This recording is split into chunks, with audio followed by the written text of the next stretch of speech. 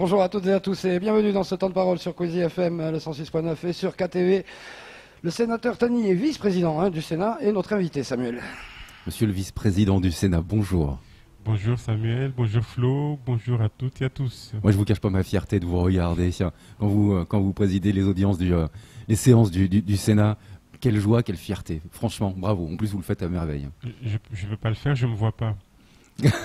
Arrêtez, vous regardez les vidéos juste après. Non mais franchement, d'ailleurs, comment est-ce que ça se passe? C'est pas trop pesant, trop angoissant? J'imagine qu'il y a toujours une forme de tension dans ce genre de... Ah oui, c'est mieux d'avoir du stress avant de commencer quelque chose d'important. Toutes les séances sont importantes et il y a toujours un tract avant de commencer une séance. Mais ça se passe vraiment bien parce que je suis entouré vraiment de gens qui font fonctionner cette belle maison depuis longtemps.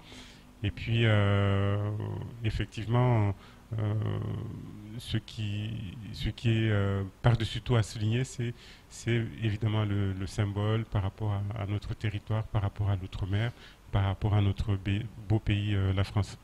Oui, parce que les sénateurs, eux, ils vous connaissent, ils savent que vous êtes un parlementaire mahorais, mais vous ne voyez pas que des sénateurs et vous ne vous adressez pas qu'à des sénateurs. Il y a aussi des extérieurs qui viennent au Sénat et là, ils découvrent Mayotte.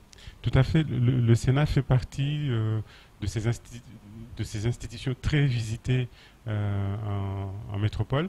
Et c'est vrai que nous accueillons souvent des visiteurs, y compris venus de l'étranger.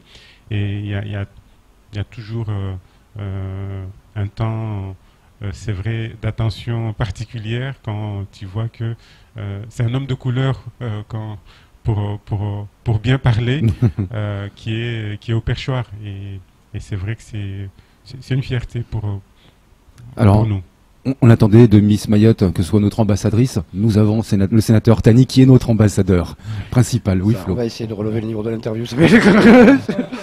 Parce que pour le coup, c'est une véritable mise en avant. On le disait tout à l'heure en off. Vous n'êtes pas un sénateur lambda. L'intégralité des autres élus, forcément, vous connaissent. Tout le monde n'est pas vice-président. Nous sommes 8. Oui. Et pour mémoire, ça faisait depuis... Gaston de Monnerville depuis 50 ans que ce n'était plus arrivé. Voilà, donc oui. Une vraie mise en avant. Une vraie mise en avant. Pour le territoire. Dont le territoire devrait profiter, en tout cas pour ouvrir les portes. Ça ne veut pas dire que ipso facto tout passe parce qu'il y a ce poste pour Mayotte, mais ça facilite les ouvertures de portes et il faut en profiter à fond parce que ça ne dure que 3 ans. C'est ça, hein, par contre, surcharge de travail. Ah oui, parce que... C'est le vrai poste, hein.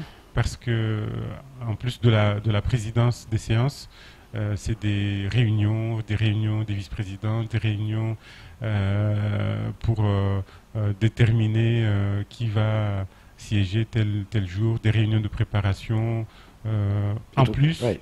De la défense et de la représentation de mon territoire. Oui, parce que vous êtes aussi à la commission des lois, vous êtes aussi à la délégation Outre-mer, là où vous n'avez pas lâché le dossier du foncier, parce que vous avez terminé le rapport triennal, mais bon, il va falloir finaliser tout ça. Tout à fait.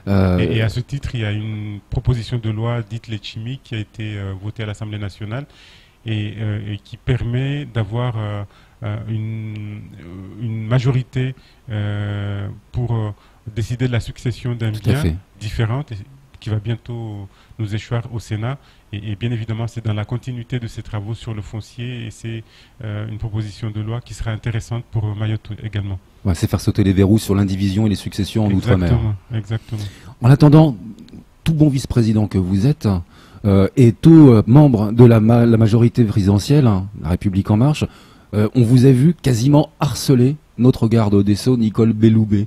À chaque fois que vous l'avez sous la main, vous l'attrapez et vous la saisissez sur la question de Mayotte. Alors moi, ça me fait sourire, mais surtout ça me fait plaisir parce que les choses avancent, notamment sur le centre d'éducation renforcée, ça c'est obtenu, et aussi sur la brigade de prévention de la délinquance juvénile. Le harcèlement, c'est un délit quand même. Non, pardon, c'est un mot qui m'appartient sur le coup et qui est peut-être mal approprié. Donc, oui, mais vous avez raison, Sam. Ce sont des sujets qui datent. Je ne suis pas le seul à les avoir portés. Le colonel Leclerc, la PJJ. Ce sont des sujets qui font consensus parce que, comme j'ai eu l'occasion de le dire dans les réseaux sociaux, il faut s'y prendre autrement pour lutter contre l'insécurité, pour lutter contre l'immigration clandestine, parce que les recettes qui ont été employées jusqu'ici ne fonctionnent pas. C'est un constat que tout le monde fait, mais il n'empêche qu'il fallait... et c'est important que ces dossiers puissent enfin aboutir. Et si on prend la garde des Sceaux au mot, elle nous dit que cette année va voir enfin la mise en place du centre éducatif renforcé. Si on croit le général directeur national de la gendarmerie nationale, et là aussi il n'y a pas de raison pour ne pas le croire, cette année aussi devrait voir la mise en place de la brigade de prévention de la délinquance juvénile. C'est très important parce que nous avons une délinquance particulière ici à Mayotte, dont les traits de particularité, parmi ces traits, c'est justement le fait que nous avons beaucoup de jeunes qui tombent dans la délinquance. Donc il faut s'attaquer à ce mal, et il y a déjà des dispositifs qui sont mis en place, mais qui sont insuffisants et qui ne permettent pas de quadriller le terrain, si je puis dire.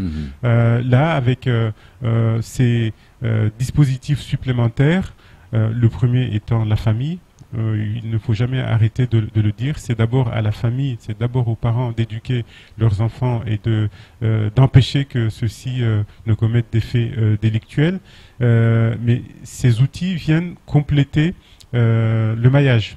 Et il faut espérer qu'avec leur mise en place, on va enfin commencer à sérieusement s'attaquer à la délinquance juvénile.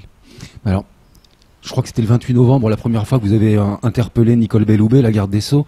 Elle a eu une réponse désarçonnante en expliquant que elle n'était pas trop au courant du dossier, je caricature un peu ses mots, et qu'elle ne savait pas s'il y avait quelque chose qui était prévu pour 2018, mais que sa directrice de la PJJ allait venir en tout début d'année. Ça vous a pas un peu agacé, cette réponse?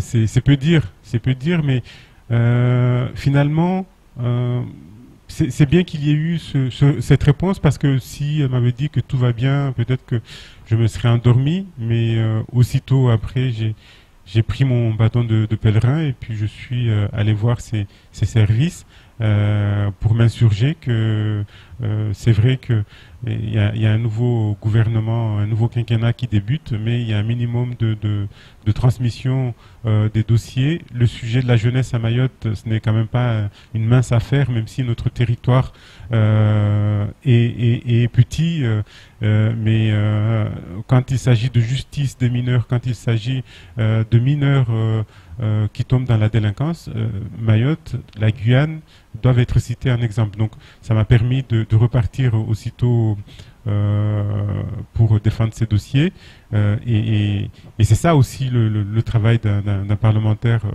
Ce n'est pas quelque chose d'exceptionnel, mais en tout cas ce temps m'a permis de me dire mais il ne faut pas baisser les bras et repartir à la tâche. En tout cas, ce sont des premières pierres posées pour l'édifice. Il y en aura beaucoup d'autres à poser. Mais en tout cas, c'est le permis de construire. Pour l'instant, on n'a pas vu la première pierre. J'ai coutume aussi, Sam, à chaque fois, même si il faut faire confiance à ces autorités. Il faut. Moi, quand je verrai l'établissement fonctionner, je viendrai ici pour dire bravo, ça s'est fait. Mais en attendant, il faut continuer à veiller. C'est pas la première fois qu'on aurait des annonces non suivies des faits. Juste le plan de Bernard Cazeneuve du 2 juin 2016. Et d'ailleurs, puisque j'ai publié, je publie l'essentiel de ce que je fais, parmi les commentaires, oui, mais il y a eu ceci qui n'a pas été fait. Mais oui, justement, on est là pour ça. Et là, vous voyez l'importance d'avoir été reconduit. je refais pas campagne, je viens d'être élu, mais c'est ce que je disais d'ailleurs. Suivre ces dossiers. Mais suivre les dossiers. Comment un nouveau parlementaire avec tout son talent, peut continuer un dossier qu'il n'a pas commencé. Donc la continuité, ça a été quelque chose d'important parce que ça permet de ne pas perdre de temps et de suivre le dossier pendant que mes collègues nouveaux ou semi-nouveaux comme Mansour, eux, font aussi leur part de travail. Et j'en parle parce que il y a quelque chose de très important qui est en train de se passer. Pendant les campagnes, tout le monde dit on va travailler ensemble, mais ça se faisait assez rarement. Et là, vraiment, il y a une collaboration des 4 parlementaires qui ont été élus. Ramlati est suspendu, mais j'espère la voir revenir parce que elle a été vraiment un élément très important dans cette collaboration à 4.